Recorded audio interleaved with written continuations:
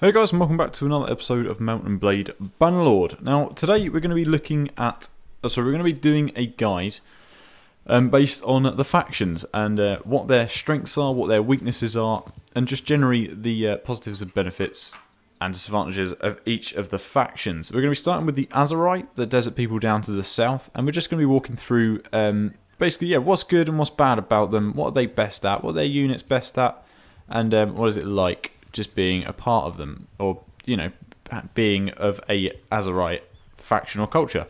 So initially, when we look at the layout of the land, they're quite well secured. They've got one of the actual terms of like size and land, probably one of the biggest, if not the biggest empire. They have a huge amount of land of which to call their own. Obviously, most of it, if not all of it, is desert. A lot of areas that you can get to like this where there is just nothing, and that's one of the disadvantages that we're going to talk about first of the Aserai, and that is that to get from city to city actually takes quite some time.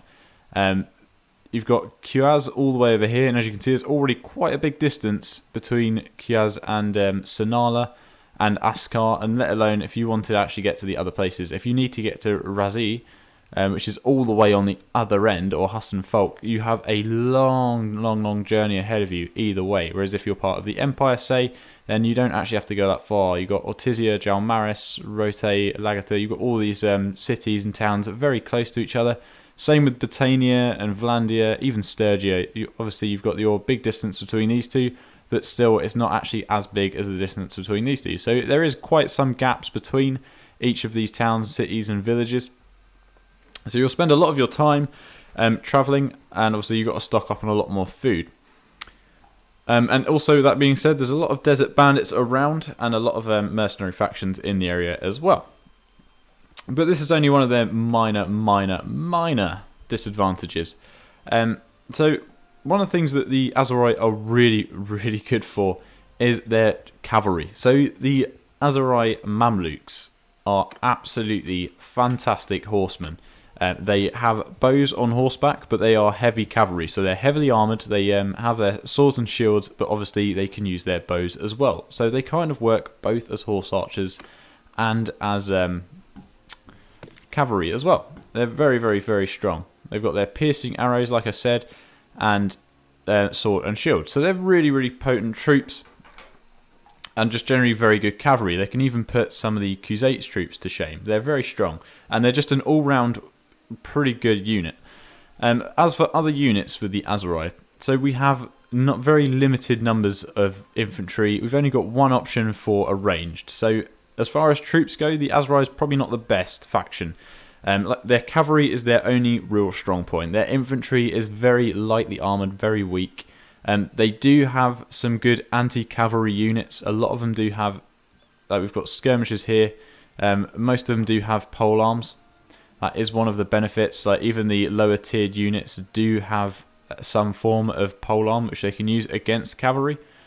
These guys have got two-handed axes and throwing axes, so they're very good against cavalry, but generally not very well armoured, and don't have the best weaponry either. Some of their late tiered units, like the Aserai veteran infantry, they're not bad.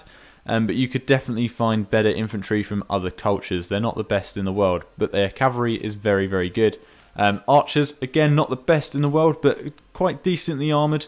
They carry a fair amount of ammo. As you can see, 2 slots there for piercing arrows, and they do have good bows. So they're not the worst, but obviously there's no crossbowmen that you can get from here. Their archers aren't the best, so the only real strong unit you've got from these guys are the heavy Mamluk cavalry, and probably the veteran infantry are your best bet. There are other cavalry as well that you can get, which is the noble unit. Now, if we can find them, I'll show you them. But if not, then they do have their noble unit, which is a special Aserai cavalry unit, which you can get from these guys as well. And they're not bad. They're all right. They're not the best again, but they're not bad at the same time. That's Mamluk cavalry, Mamluk regular, Mamluk regular. I'm not sure if we will find them. But we'll just have a look around a few of the places around. But the next thing we want to talk about is, so we've gone through, they've got good polearms. So they're quite good at anti-cavalry, and they have a lot of throwing weapons, like throwing axes, throwing spears, which again makes them very good for anti-cavalry, but they're not very good against other infantry. Another thing that they do lack... Okay, so here we go. We've got the Aserai Tribal Horsemen. So another reason that they're quite good for cavalry is these guys. So they have massive javelins, they've got huge lances which they carry, and they're sword and shielded. So these guys don't have bows, but they are really good cavalry in general. So as far as mounted go, the Aserai are quite potent on horseback. Probably better, their actual cavalry is probably better than the Khuzait's cavalry, probably not as good as the Imperial Elite Cataphracts, but you can get these guys a lot more easier than you can get those. So I think all round these guys might have the better cavalry in the game. But as far as other foot units, they really aren't that good. And I think one of the main problems is for that is because they lack shields. They don't have any shields for most of their units, and there's just such a limited array of options for units that you can take compared with other factions. So yeah, their towns are widely spaced, like I said, and another advantage of that though is that you have your choke points, of actual geographical choke points.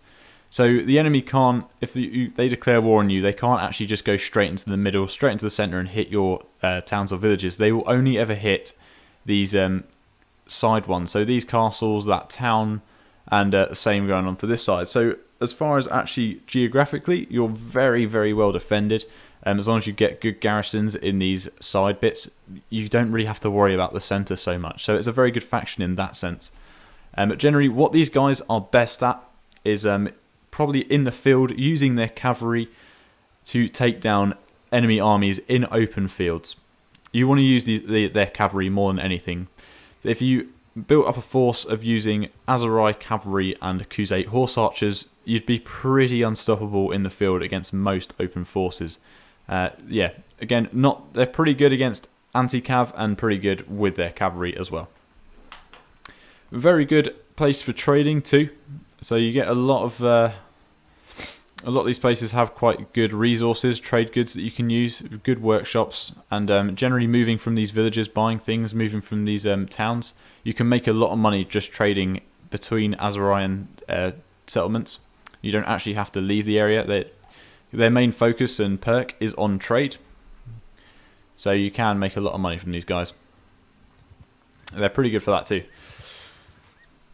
They can host a pretty good force as well. If you join their kingdom, they have a pretty high amount of power and a lot of lords, so they can usually field quite large armies. And like I said, they won't be spread out too much because you've got these two choke points which they'll be heading in and out of, so they won't be spread out too much. You'll have your two entry and exit points, and if you're at war with the left, then everyone will be roughly in the same area, so it's quite secure in that sense. But yeah, that's as far as it goes really.